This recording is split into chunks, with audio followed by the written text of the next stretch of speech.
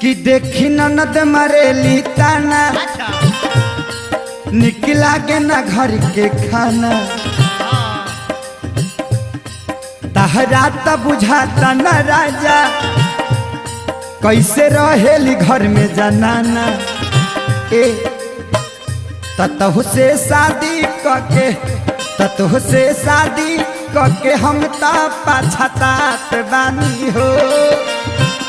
कि तुहसे शादी करके हम ता पछतात बानी हो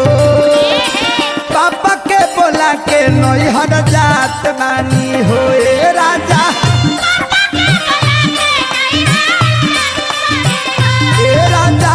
पापा के बोला के नैहर जात बानी हो ए